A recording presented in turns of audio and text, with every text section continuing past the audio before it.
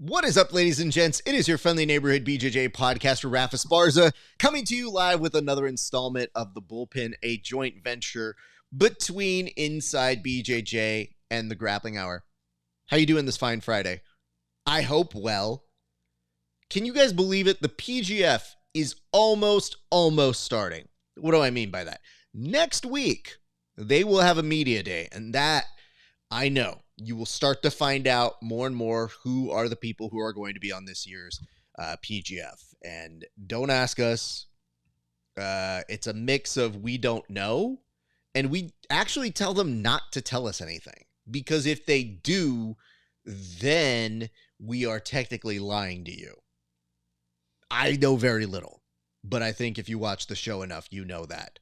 But nonetheless, speaking of somebody that we can talk to, who will dance around what we do or don't know, please welcome back to the show, one, Tim Freeman. Tim, how are you doing, sir? Listen, man, I lie every time I open my mouth on this show.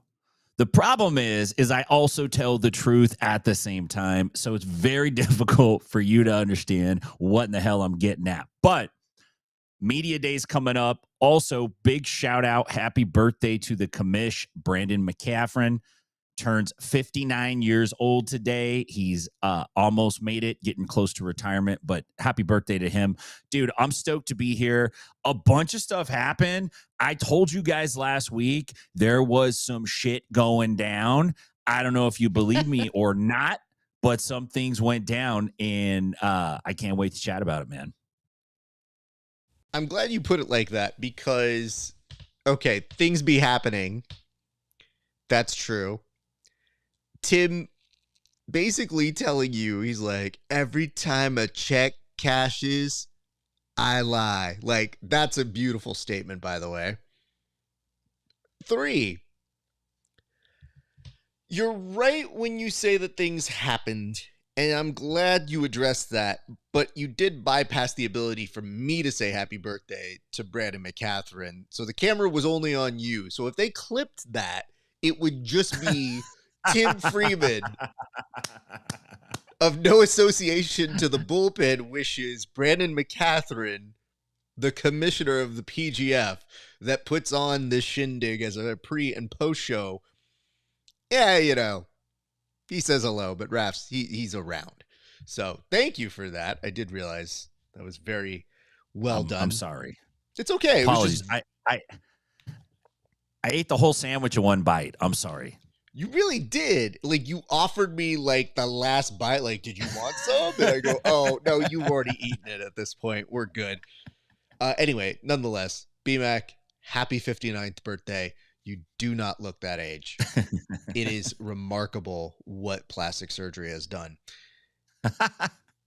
I guess where we should start, because it's not like, how do we put this? We have a board, and once you see it, the most top-of-line news item is associated with it, but we should probably just come out and say what it is, Tim. This week, we found out that, guess what, everybody?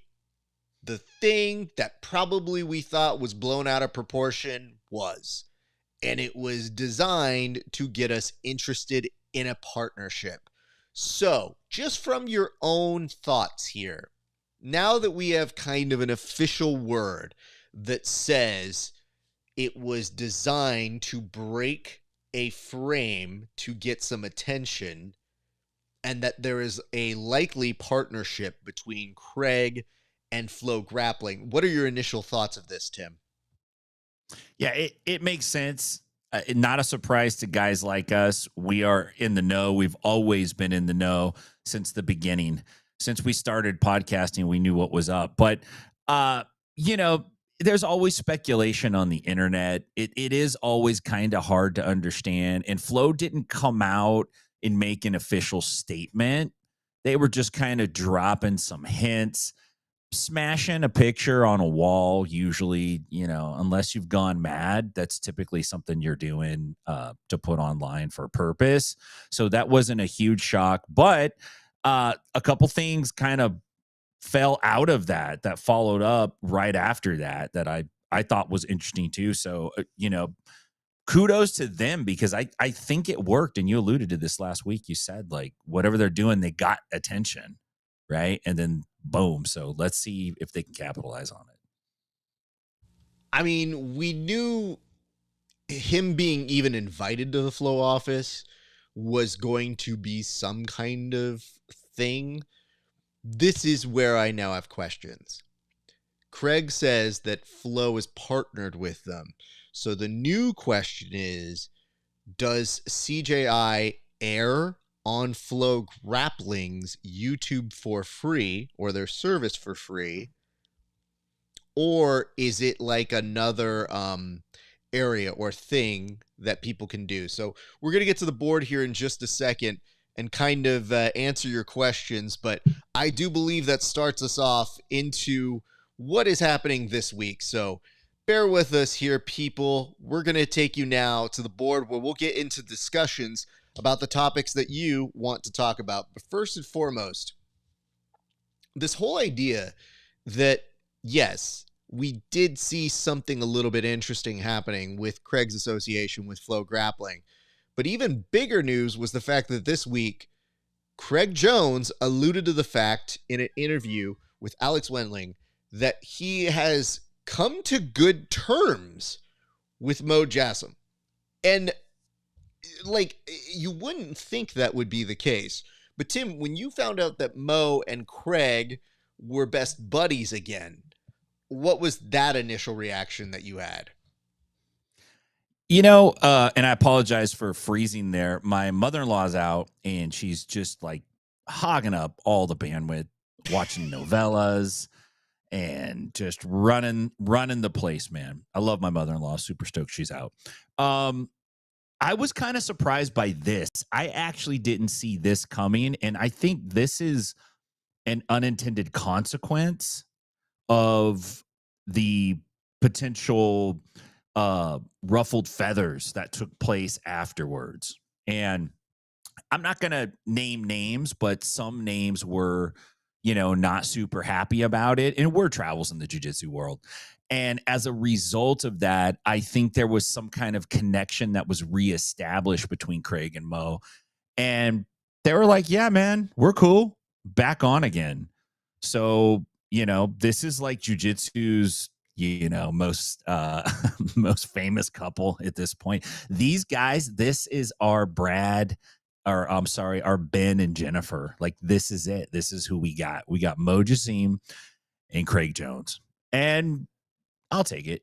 You know, it makes for an interesting story. When you say Jesse Craig, it makes me think of Jenny Craig, and I see the association here.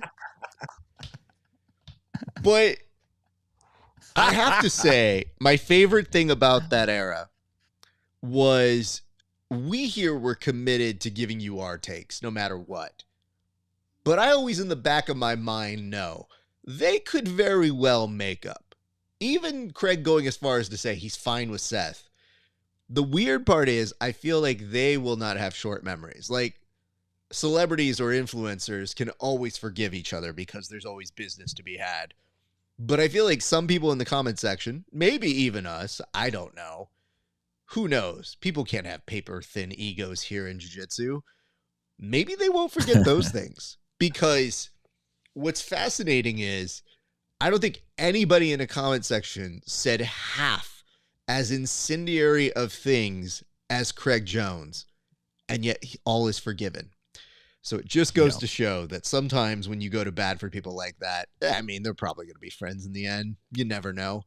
I just find it fascinating that these are our biggest celebrity folks in our sport. And as you just alluded to here, you're like, well, they're on again. And I go, you know what? The saddest part about the Bennifer relationship was that the last time that J-Lo and Ben got together, I was rooting for them. Because they had been through some stuff, man. Like Craig and Mo, they've been through some stuff too, but not nearly as much as J-Lo and Ben Affleck surviving Geely. Like, nowhere in either of Craig Jones's or Borgesham's life have they ever survived a turkey as bad. And I'm telling you, there were some bad ADCC matches. There were some rough moments that they have had online. And even as rough, well, I don't know. I mean, some of Mo's Instagram lives are Geely-esque. Wow. But the pair of them never went through anything that rough. Nonetheless, we're very happy they've rekindled their love, and knowing the true rationale behind any Craig Jones relationship, I'm sure they will have to consummate that very shortly. So mazel to them. We did have a note here, and we will get to this, Jordan, here in a second, but I'm going to move the board a little bit further so we can go to our next topic. And I have to say, I don't know that I was surprised by this news. It's sad, but it does appear that Mikey Musumeci is pulling out of his match against Gio Martinez. Okay. I have seen Mikey pull out of a number of matches. He's pulled out of ADCCs before. He's had injuries, obviously understandable. But they say he had to make a decision for a very good opportunity, which is strange because he's working for the #1 fighting organization. So if Craig and, let's say, Gordon fell through as the coaches for the Ultimate Fighter, is he stepping in that world?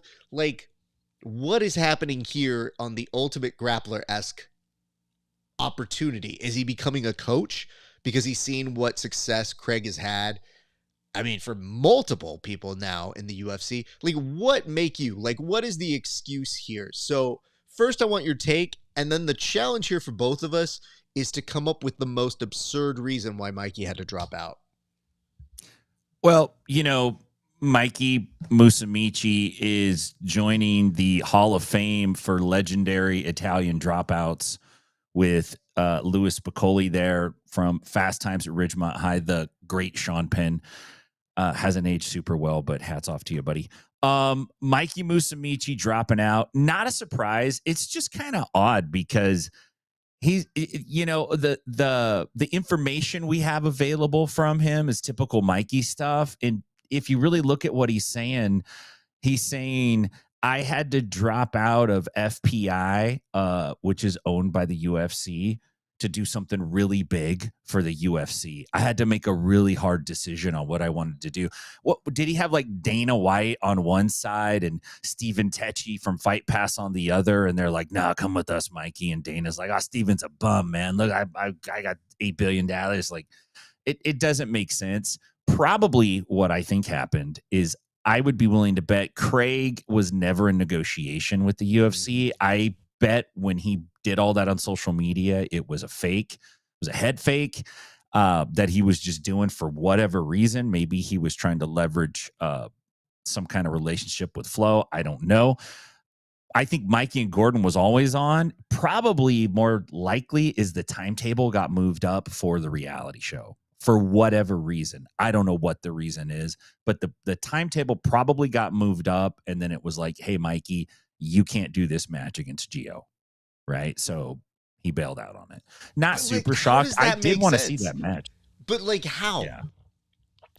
So do they not want to ruin the property? Like, if the franchise loses, is that a bad look and he can't be a coach?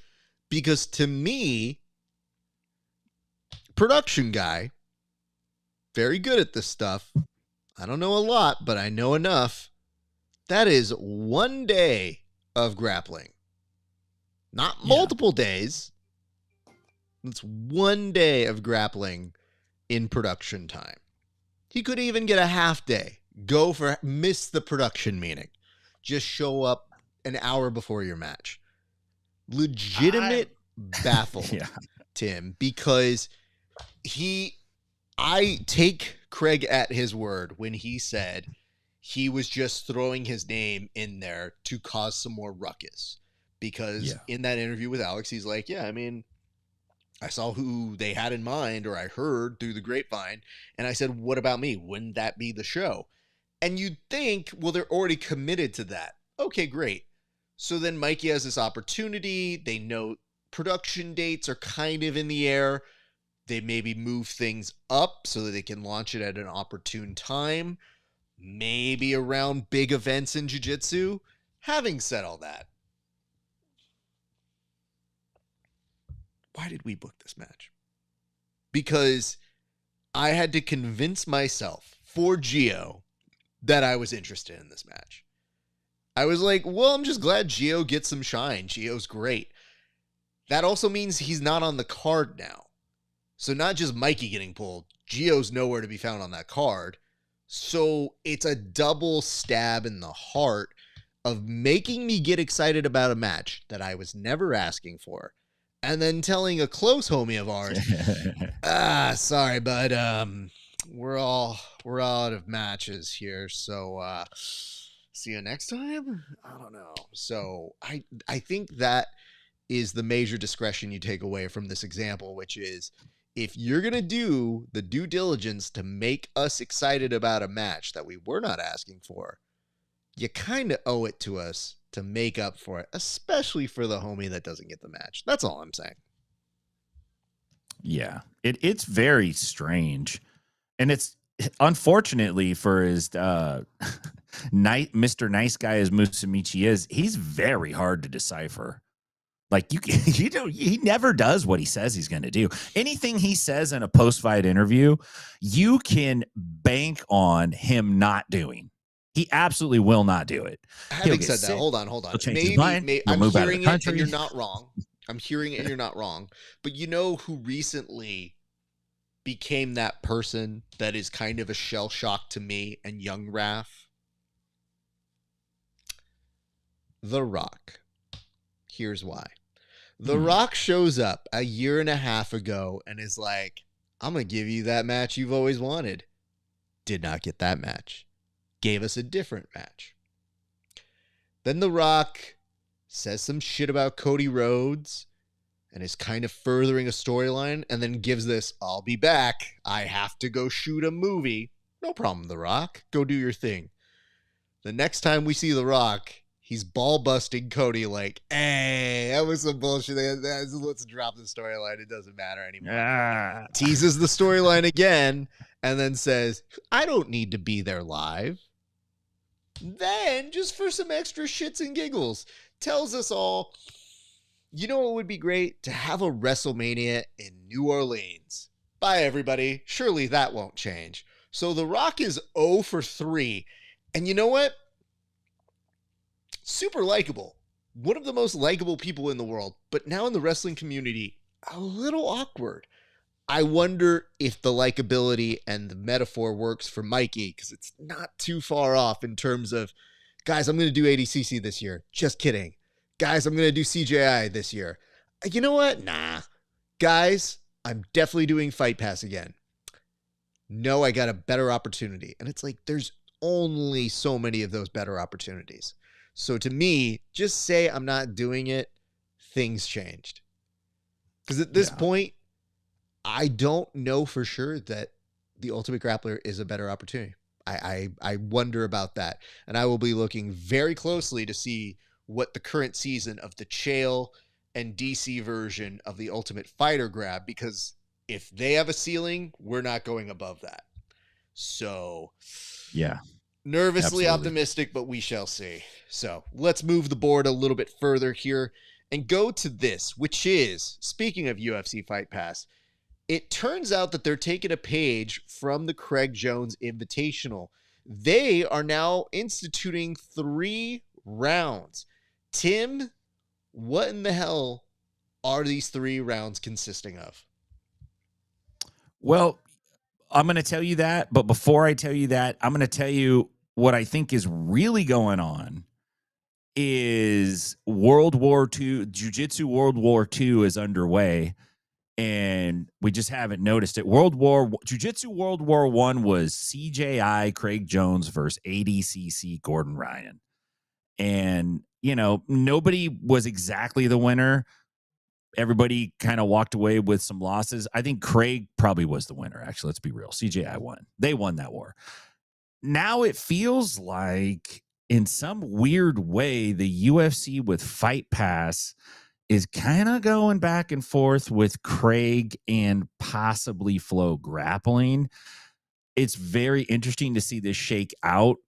What is the UFC doing? Are they rug pulling CJI too? Are they going like, oh, hey, great idea, we're going to do that too?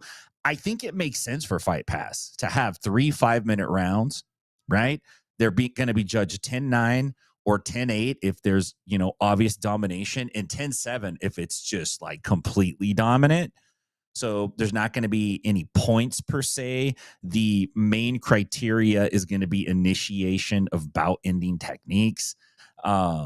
Duration of control is going to come secondary. So, it is very interesting. I think this format's easier for the MMA fight fan to kind of jump into. It's easier to get veteran fighters to agree to do it. So it kind of does make sense. I'm not a super fan of rounds and grappling. I think duration is like a really big factor in grappling as a martial art. And when you add the rounds, it's kind of artificial and weird, but whatever.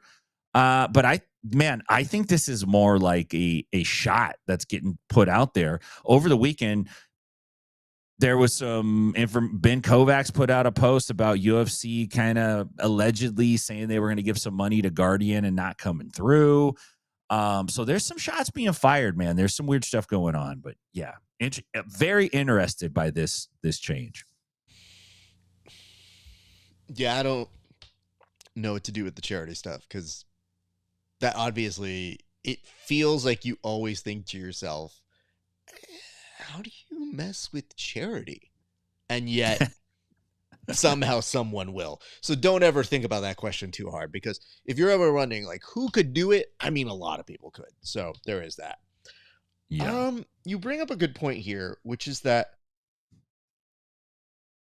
one of the things that I've been wondering here, and I'm legit perplexed by it, is this a move to dilute the format of the Craig Jones Invitational? So it's not necessarily even just sending a shot. It's to make you feel like it's so blasé or boring that then you come clamoring back to your 15, your 10, your 8-minute rounds. Because I will say, one of the things that was working in the UFC's favor was the fact that those Fight Pass Invitationals were done in like 2 hours. These rounds almost ensure it's going longer. And that is part of the reason why I would suspect that Gio didn't get a match, is because you look at that, that's pared down to about 8 matches or so. And that is done with enough TV time to let them do their thing.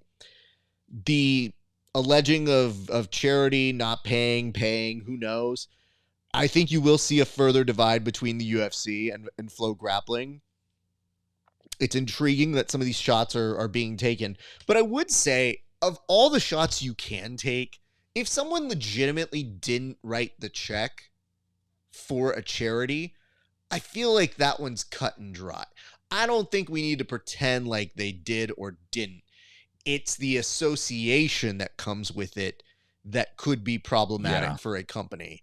And that is a pretty big allegation to say. Having said that, of all the people, like, the UFC's got the money. So, like, they could cut a check for double the amount if they really wanted to. So I'm not worried about them being in some financial ruin.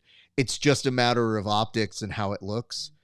So I don't know. I'm curious to how it's going to play out. But I will tell you this.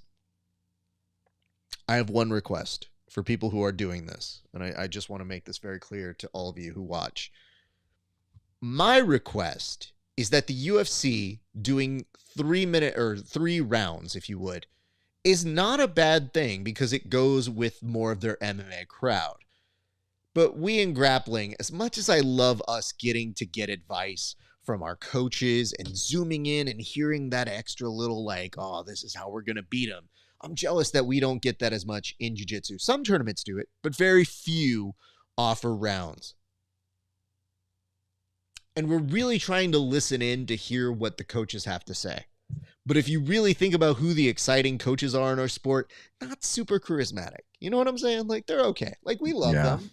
But like in small bits, in like 1 minute digestibles, they're not going to have the, hey, do you want to go out there and be a champion?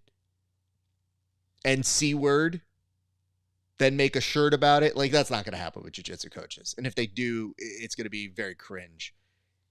I am requesting that if the UFC goes this route to have people go up and give advice in between the rounds, we have it be celebrities. Let's go full influencer route, because most of the times, what is your coach going to tell you? Do it. Pull guard. You know who could say that? Who's that dude who does all the things? Yeah, that guy. Get that guy. Whatever social influencer. Get the Hawk 2 girl to show up and be like, hey, y'all, I think you should try a flying armbar. Also, get this Dogecoin. Yuck. Like, whatever that is, get them out there and get some exciting moments. Because I love the element of juxtaposing a confused grappler who looks at a celebrity, giving them gobbledygook advice and going, I'm not doing that. Or just going, yeah, for sure. For sure. Omoplata sounds like a real good plan against Gio Martinez. Yep. Let me go do that. So that's how you make compelling television. You're welcome. Free production advice. There you go. I think with that, Tim, I like it. We can move the board one more time. Okay. This one took me a second because I thought it was a typo, but then I put the acronym to use and I realized it's who's not number one here, which honestly, for an OCD brain, really sent me into some overdrive here for about a good 1 minute and wondering if I should go redo the board. But nonetheless, who's not number one anymore? Apparently Gordon Ryan, who has been stripped of his title due to inactivity, unlike his good friend John Jones. Wish you could, Gordon. Wish you could. But apparently only one GOAT gets away with murder. Well, maybe two. I don't know. I mean, maybe we're going to see Gordon in a documentary in the future. That's neither here nor there. Tim, what are the implications of this? Because to me, Gordon has never officially said he's retired, but he does have a lot more responsibility taking over the new wave 2.0. Yeah, not a huge shock. He hasn't really competed for who's number one in a while. And I think there was already some speculation that he might potentially kind of be dropped from their roster. I don't know what Gordon's going to do because it seems like all the indicators are pointing to him not competing anymore and coaching, doing this ultimate grappler thing and maybe writing it out. I don't know. Maybe he's getting, he's saying that he got a 7-figure contract and that he's doing this for everyone. Yeah. He's doing it for all of those 7 figures. He said he's doing it for jiu-jitsu because it brings a big spotlight on jiu-jitsu. Gordon, I want to thank you. You know who he's doing it for, Tim? He's doing it for those orphans in the charity that the UFC is not paying. Yeah. Okay? Yeah. Think about that. Go on. Right.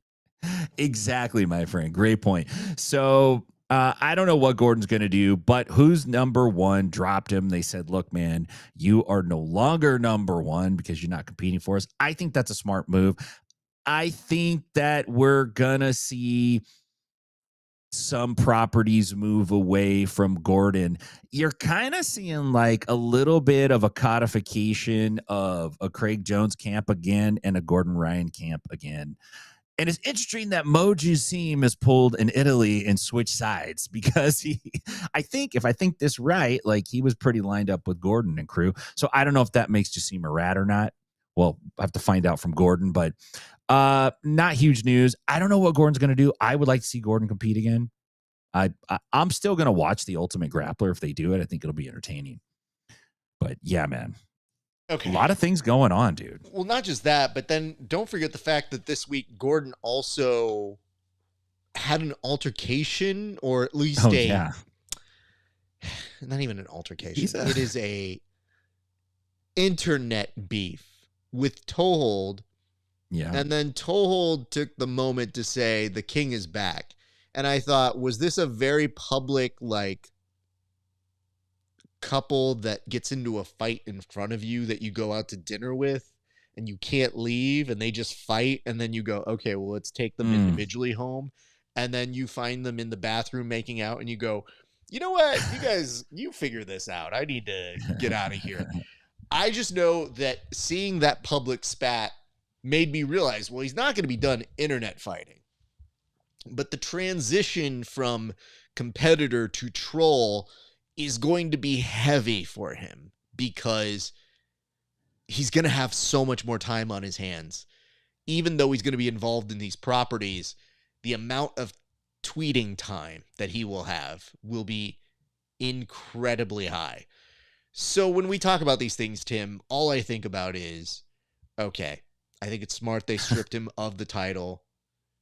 I think it opens up a world of opportunity and the possibility that he says he never lost the title, that in the future they can revisit as a storyline. So just as a reminder here, when everybody picks sides, Gordon could easily find his way back at Flow Grappling. So even though there's being some maybe lines drawn in the sand, George Carlin, it's all a big club. Just please remember that, because I notice these things happen so quickly and I just go, yeah, it's very viable to me that he could come back and no one would bat an eye. And speaking of people who go and come back, it does look like Felipe Pena had a huge announcement when he dropped the bomb on us that he is going to be competing for Team ATOS for the upcoming CJI2. That is big news. Equally as big, you got Victor Hugo, who's also announcing he's going to be part of the wild card side of the B team. Those are two of the biggest names that you can have in that division. And I just wonder, what are people doing with all of these big moves? And Atos has a team? Like, that actually seemed like news to me. I'm sure they said it, and it just never registered until you saw a name like Philippe get brought in. Yeah, Atos has a team. No, I think that was a fresh announcement. My question is, and I love Andre Galval, but let's be honest.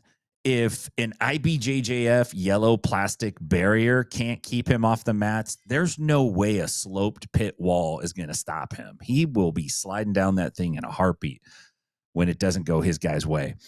But it is interesting to see Felipe Pena out there, man. That's a big name, and this is a guy that, for lack of a better word, was loyal to ADCC and Mo Jassim, and he signed up and he fought at ADCC and, helped make that a tremendous show in 2024. And now he's throwing his hat in the CJI ring, and it makes sense because, and I don't know if the terms are the same. I don't know if every athlete gets $10K to compete. They probably do. I think that's hard to go back on, but I haven't actually officially heard that, but I'm assuming that they do. That's decent pay, and he gets an opportunity to be on a really big show. And to answer a question you brought up earlier when I dropped out, is Craig has confirmed that this will be streamed free on YouTube. So it's going to be out there. Millions of people are going to watch it. And it's a great opportunity. And if Fight Pass doesn't have anything going on and they don't have you signed to some good contract, it completely makes sense to go out there and do it. So we're seeing a lot of the big names in jiu-jitsu slot up with this CJI too. This is where I'm confused on it, though. When he said he partnered with them and it will still be free on YouTube, love that.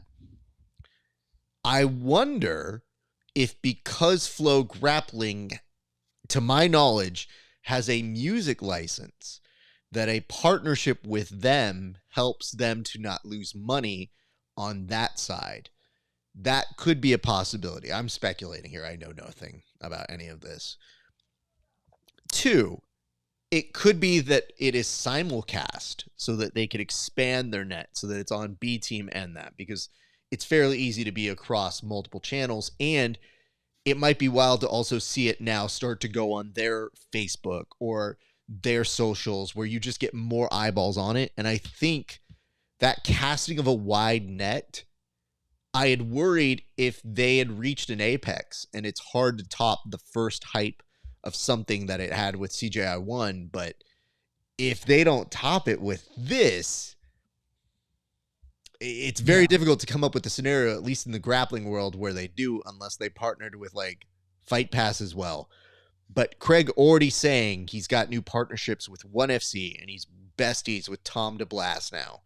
And that there's avenues for him to have all of these different ducks in line. And where before ONE FC was kind of doing their thing to help them out, no, now they're fully on board. Like, all of these things coming together tell me that they are taking the steps to try and expand in a very big way. And don't forget, it'll be very interesting that Gordon's like, I would never be caught dead competing at the Craig Jones Invitational. True, right. But will you be coaching? Because I feel the same issue arises. If you're there, yeah, sure, you didn't compete for the Craig Jones Invitational. But if Danaher's not there, are you not going to coach your team when it matters to you? So, intriguing play. And I thought the truce was between Craig and Danaher. So the timing of all of this is very interesting. So maybe Danaher comes and coaches them and Gordon stays out of it. I just would likely believe that Gordon would just have to eat it and go. And I feel like him eating it is a big move that indicates that Craig has really moved the needle in a very, very big way. Having said all that, I do want to put one little asterisk here for all these guys. Philippe was a good example of this. But when he goes in his interview with Alex, he made mention, he goes, I couldn't do the last CJI. You could. You could have. You didn't. Not saying maybe there wasn't a contract out there. We don't know those things. But when these guys are going to get on their press rounds and say like, man, I really wish I could have done the last CJI. You could have. Don't do that one. Just saying. You had a choice. Just saying, I didn't do that one. I had reasons. And I'll take that much easier, but like, I wish I could. If I could be so brave, it would make me so happy to come out. It's like, nah, dude, just own up. You made an adult decision. You didn't want to do it. That's it. It's very refreshing to hear.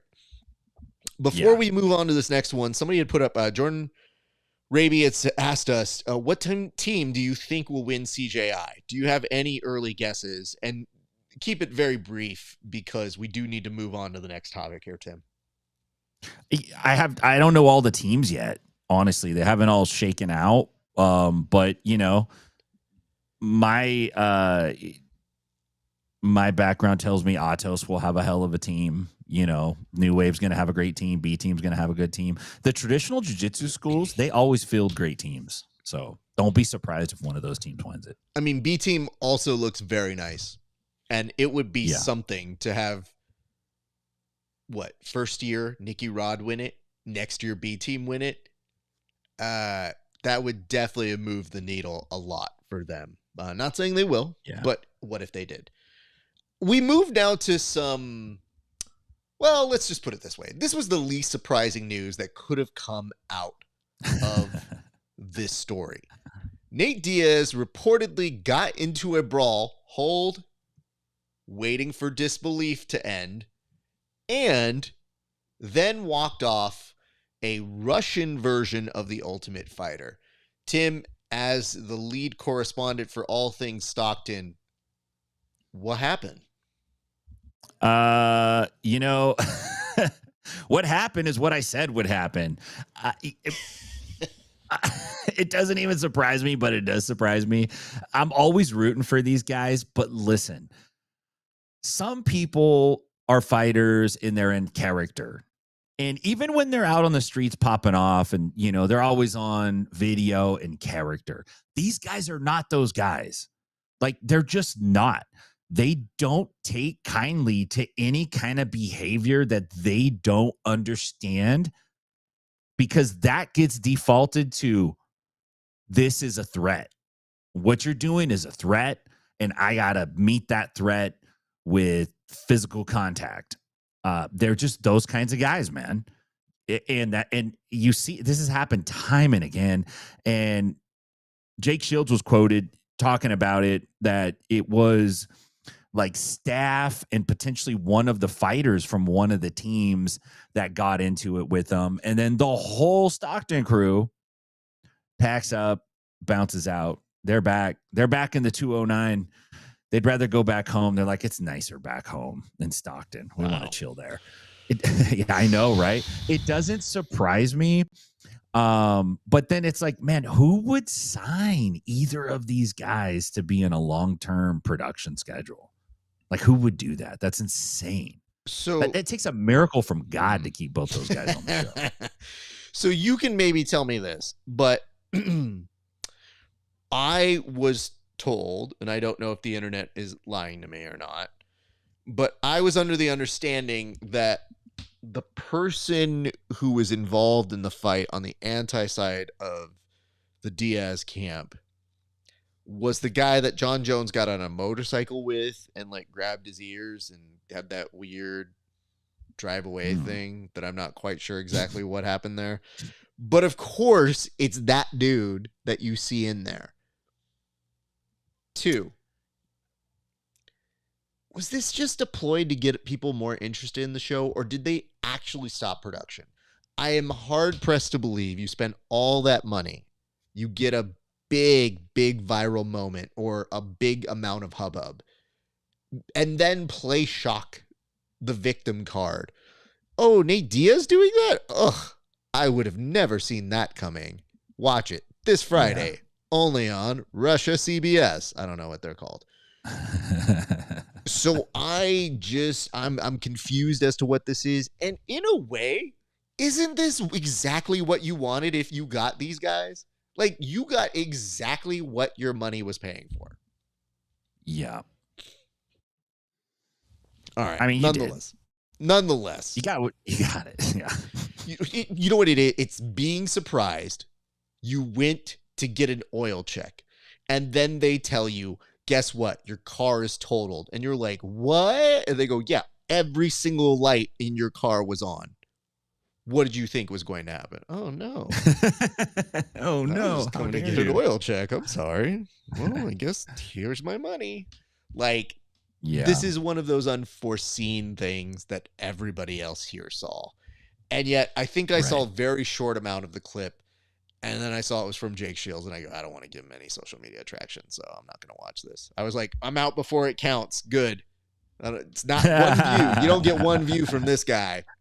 So let's move to our next thing, which is, Tim, this week's low late highlight of the week. What is the fight that you found for us, and what do we need to know about it? This is a great fight, man. This is a fight that looks like it took place on ice, but there's no ice present. There are a lot of punches and kicks thrown. Very, very few landed. This might be nature won this fight. There's a tree knockdown. There's a ground knockout. There's a wall that gets involved. It's pretty crazy. It's basically humans who think they're fighting each other, but they're really just fighting nature. It's very short. Oh my God, it's the Revenant. I can't even, yeah, there's none of that. There's no bear action. It's just, you go, however, it's really a parable, a Jack London story, man versus the nature, but are they against themselves? Well, you have to read it to find out. Tim, I realized something that is a consistent, I don't want to say it's a note, but it's just something consistently I found when we do this segment. No matter what happens, you turn into a promoter. This fight has everything. It's amazing. It's great. And then you get into like selling us the fight rather than giving me the like, well, hey man, here's why I selected it. It's a no. This is the best fight you've ever seen. I think you should be paying money to see this. So Tim, the promoter, very hard into effect when that happens. But Tim, I'm going to play it right now. Walk us through what we're seeing here, sir. All right. Oh, we've seen that one. Hold up. That is an old fight one. That is an alum. Here is the one that was from this week. Here we go. Blue shirt guy and phone guy. Blue shirt guy is being stalked by another dude who wants to get in on the live stream. And he's like, I'm going to get on. And he's like, no, you're not. He's like, yeah, I am. And he goes, blue shirt guy's like, I'm going to hit you. and he takes a swing. He misses. Oh, no. And then the tree and then foot guy, I can't even keep track, but ground is winning. It might be I don't know, Raph. That's why I had to bring it on. It's so good. This is basically Benny Hill that happened randomly, sporadically on the streets without the music or barmaids. It's the first time I've ever been mad I didn't play all the sound effects on my fucking roadcaster here. Yeah. All right, let me give some observations I have here because I legitimately did not pre-check this. This was not quality assurance checked. All right, first things first. You may notice here one of the lesser famous Hemsworth brothers is in the background. He's going up against this dude who's holding it. And by the way, nothing is better than walking away from somebody while filming them. I'm filming you. Just so you know, I'm filming this. And this dude's walking away. And then he turns his back, which is a sassy AF move, by the way. Now, the cameraman gets his shit together because what kind of angle is this? We're talking people are all filming here. And somehow the dude in the altercation has a better angle than the dude filming the fight. Not on my watch. The director's version of this would have notes. All right, so then Caitlyn Jenner, before the surgery, walks on over to the dude that was over on the side, which, by the way, is that Mo?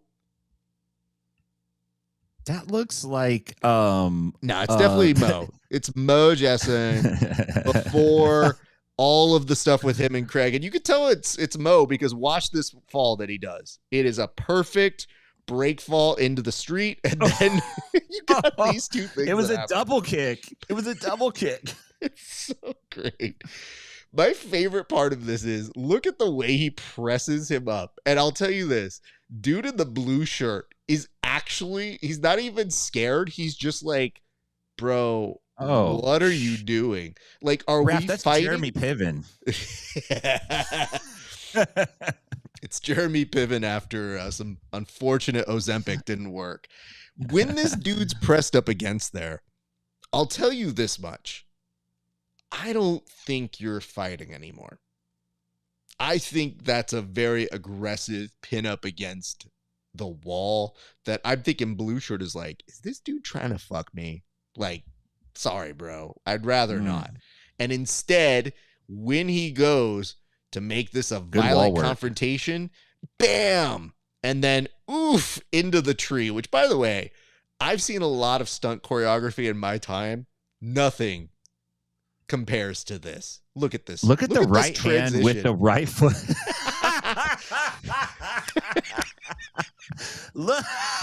Look at the right hand that Piven throws with a right kick at the same time. He goes right calf kick, right punch. Eek. Right into the tree. And then blue shirt dude's like avoided that. Sorry, man. I'm sorry. This is your commentary. I'm sorry. No, you're so fine. Wild. It's that blue shirt thinks, all right, here's my chance. Now I'll show these guys. And then biffs in the biggest way possible. Like he goes, man, this could have been a really unfortunate situation. Let me. Can I tell you, I have enjoyed a lot of the things you brought toward me, but this is a pound for pound good one. It's very short and sweet, but every moment counts because at no point in this conversation could I guess the word that was going to happen next. At no part in this sentence of the description of this fight did I predict, well, these two guys are going to fight. All right, cool. And I'm telling you, the best part about the dude who walks off is that he totally goes out of frame, waits for his moment to come in, and then right when his mark needs to be put back in, he's like, wait a second, I'm not going to hit you now. I'm going to wait. So he doesn't even come to the aid of his friend. He waits for the opportune time and then falls on his own accord. I want to see the director's cut with his phone footage of the fight. I think you're right. There's nothing funnier than some cop probably being right by all this, looking at it and going, nah, we don't need to do shit on this one. Not Tim, this time, boys. Magnifique on that one. I will put the camera to you, sir. Tell the people where they can find you, sir. Check me out inside BJJ, all your favorite social media platforms. If you're out in Nashville, come see me at 10th Planet Nashville. If you're out in Stockton, go see my homies at 10th Planet Stockton. I will be out in Great California next week. I'll be in the 209 for a few days and then heading down to sunny San Diego to hang out for a week on the beach and get some good training in. So hope to see all my homies and friends down there, man. Great show today, Raf. It's a pleasure to be here as always, man. Likewise, Tim. Excellent find and excellent analysis this week. We thank you. And, you know, we should just caution you guys. I'm not exactly sure how this is going to work. We're going to let Tim take some vacation. We may or may not have show elements. I think we are looking to see what we're doing next week for PGF. And then the following week is Subversive, and I'll talk more about that here in a second. So take a nice screenshot here. I know Kevin seems like he went to go for milk and never came back. He's somewhere in the ether. Tim will be back. We just, let the man take a little bit of a vacation. So we'll have more updates. But until then, take some well-earned time with the family. Enjoy yourself, sir. You have earned it. And we can't wait to see you back here sooner than later, I'm sure, my man. Thanks, buddy. All right. See you later, Tim. All right. The rest of you goons, thank you so much for watching this week's installment of The Bullpen. I hope you like this one. Man, you know what? Hold on. One more time. I had to let Tim go, but it doesn't mean that I can't sit here and watch this last one with you guys, because it be good, and it be good enough to make me do it again. So just saying, thank you one more time. Guys, I love doing this show so much. Every time Tim brings me home one of these, you just kind of stare at it and you wonder about humanity. And then you remind yourself, man, I'm kind of boring. I don't go out at night. Ooh, it's a good thing I don't, because womp, womp, womp, weep. Yeah, magic. And that is why we go to the movies, people. Oh, it's so good. Anyway, here's a few reminders. If you like the content that I do, check me out at Grappling Hour on patreon.com/Grappling Hour. We're going to have some new interviews going up very shortly for everybody to see, but right now they are only exclusive to people who subscribe to my channel. I think you'll very much appreciate the ones that you will see coming up, including DeAndre Cobry. We've got Nico Ruiz. We've got, oh my goodness, Ed Medina, who fights out here locally. Elijah, who also fights out here locally. Like, some incredibly talented young men who are just killing it out on the scene, and I can't wait for you to see these interviews. Dom Lobo is one of the interviews that we have that's coming out. So a number of really cool things in the near future. But you can also get some Grappling Hour merch if you head on over to rafesparza.com/merch. Check out some stuff there. And guys, that's pretty much going to do it for us here on this week's show. I really thank you guys for sticking it out with us and hanging out. We will have updates on what is coming up for us in the near future in terms of some shows. You could probably expect some kind of thing, hint, from the PGF Media Day next week. And even if not that fully, I think you will see us doing some sort of pre-show element for Subversive, a program that I executive produce, and I am so excited for you guys to get to see. That is happening 2 weeks from today out at Long Beach, California. If you can be there live, that is great. If not, you'll be able to catch it online. But if you are in Southern California, June 6th at night, Long Beach, California, that's the place to be. And on June 7th in the morning, there's going to be a kids program, Wild Style. And these kids have been murdering it live. They do some of the best matches. I've been blown away by a lot of the talent that we have out here in Southern California. So that's going to do it for us here at the Bullpen. Thanks you guys for watching. We appreciate you all. It's been a great day for grappling. We'll see you back on the mats.